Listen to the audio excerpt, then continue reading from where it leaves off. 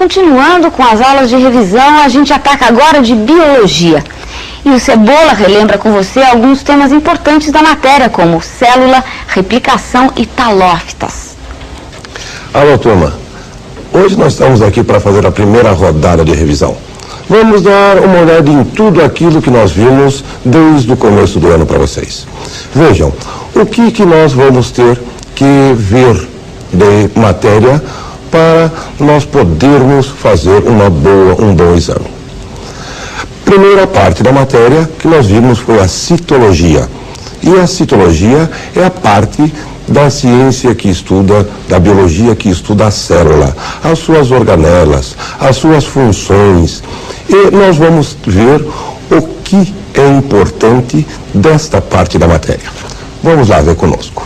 Vejam, primeira coisa importante é saber, que a célula é a unidade morfológica, quer dizer, a unidade de forma, e fisiológica, quer dizer, a unidade de função de todo o ser vivo.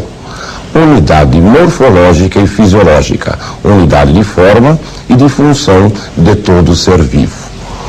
O que quer dizer isso? Que todo o ser vivo é constituído por células.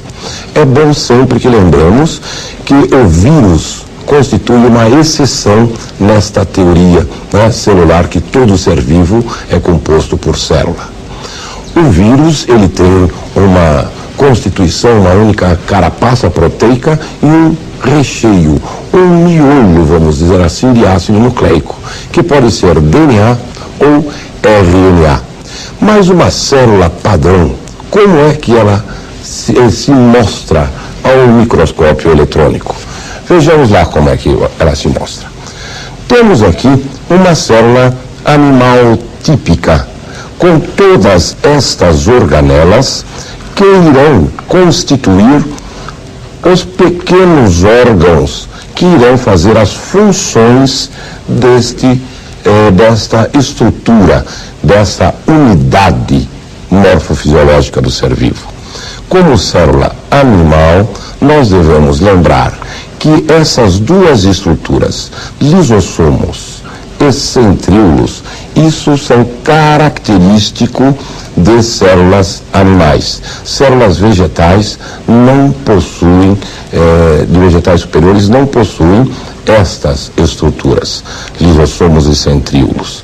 Vejam, nós vamos ter membrana plasmática, que é comum às duas células, o hialoplasma ou citoplasma fundamental, o núcleo com o nucleolo, retículo endoplasmático, ribossomos, complexo de Golgi, que na célula animal ele se apresenta aqui totalmente unido, junto, como um único conjunto. Na célula vegetal vai se apresentar fragmentado. E aqui uma estrutura muito importante, que é a mitocôndria, que vai fazer conseguir energia para a célula através da respiração celular. Também tem importância que nós lembremos como que é uma célula vegetal típica e quais as suas estruturas típicas também.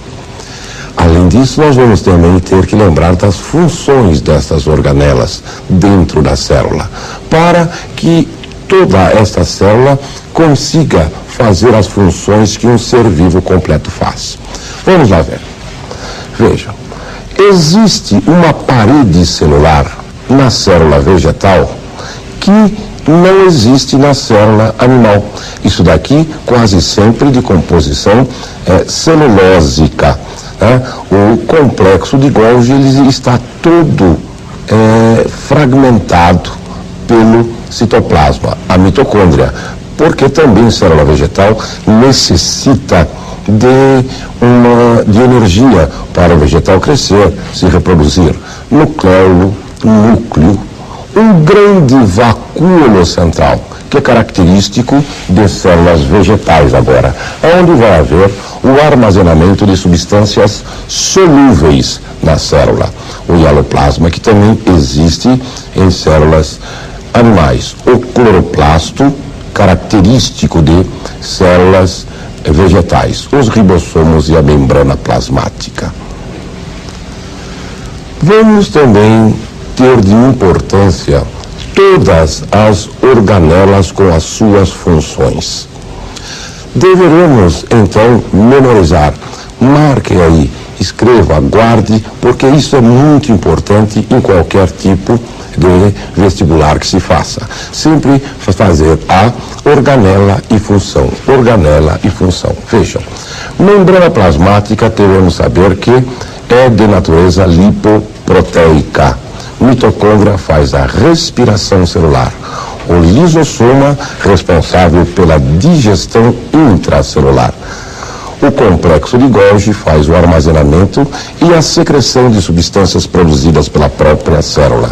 O retículo endoplasmático é responsável pelo transporte de substância, isso é, interligação intracelular. Os ribossomos, responsáveis pela síntese proteica. Quando nós temos o retículo endoplasmático unido ao ribossomo, nós vamos ter o que nós chamamos de retículo endoplasmático rugoso, ou também chamamos de ergastoplasma. O centríolo, responsável pela divisão celular em células animais, vai formar o fuso acromático e vai coordenar os batimentos dos cílios e dos flagelos. A membrana celulósica na célula vegetal faz a sustentação, dá a forma. Os plastos fazem o armazenamento de substâncias não solúveis. Os cloroplastos, a fotossíntese. E o complexo de Golgi encontra-se fragmentado na célula vegetal, chamado dictiossomos. O nucleolo faz o comando, o núcleo faz o comando celular e a transmissão dos caracteres hereditários da célula. A carioteca, que é a membrana do núcleo, é lipoproteica, ela é dupla e aporosa. A cariolinfa, composição química semelhante à do citoplasma. O nucleolo não tem membrana e armazena RNA ribossômico. E a cromatina, que são os cromossomos, como ele aparece na interfase. Vejam, nós temos então também que saber o que é importante dentro do núcleo. O núcleo ele vai ter os cromossomos, como nós falamos, e os cromossomos são feitos de ácidos nucleicos. Nós devemos saber que os ácidos nucleicos são características dos seres vivos. Como é que eles se compõem? Vejam aqui. Os ácidos nucleicos são compostos orgânicos presentes em todos os seres vivos, constituídos por ácido trifosfórico, açúcares de 5 carbonos, que são chamadas de pentoses, e as bases nitrogenadas. Estas bases nitrogenadas, elas vão dar a característica do ácido nucleico, quer ele seja RNA ou DNA. O DNA tem como uma característica a base nitrogenada chamada timina. Vamos ver o que nós temos que lembrar. Vamos conosco. O ácido desoxirribonucleico, a pentose, o açúcar e a desoxirribose, as bases púricas são adenina e guanina. As bases pirimídicas, citosina e timina. O ácido ribonucleico, a pentose é a ribose. As bases púricas, adenina e guanina, continuam as mesmas, as pirimídicas. Citosina e uracila.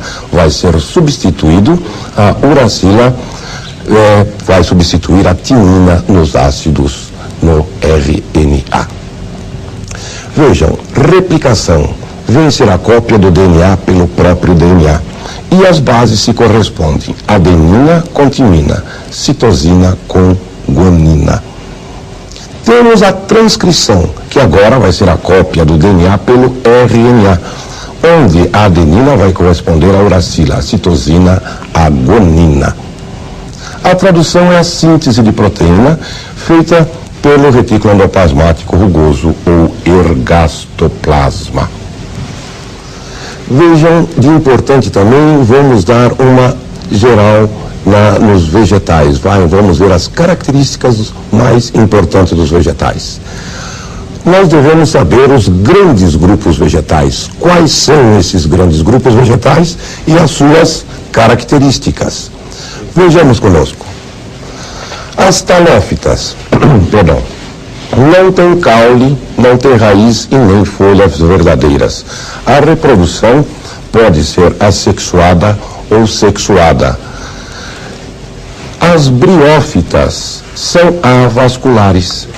Por serem avasculares, não possuírem vasos condutores de seiva, nem líbere, nem lenho, que vão transportar água e sais minerais e água e compostos orgânicos, tem que ter pequeno porte. E característica também de locais úmidos. Por exemplo, nós temos os musgos. Pteridófitas, esses vegetais muito apreciados como os vegetais para ornamentação, são vasculares, mas não possuem flores, por isso são chamadas também de criptógamas. Como exemplo, nós temos as samambaias. Gimnospermas. Já começamos as fanerógamas aqui. Que são fanerógamas? Vegetais que possuem flores, também conhecido como espermáfitas, vegetais que possuem semente. Porém, gimnospermas não possuem frutos. Gimnos significa nu, esperma, semente. Sementes nuas não possuem frutos. Por exemplo, pinheiro, cipreste, araucária. E as angiospermas, chamadas plantas completas, também possuem flores e sementes. Espermáfitas e fanerógamas. E essas possuem frutos. E, como todas as árvores frutíferas, elas possuem um envoltório à semente. É isso que quer dizer angiospermas. Angios quer dizer envoltório, receptáculo, cofre e espermas, sementes. Sementes dentro de frutos. Como exemplo, nós temos o abacateiro.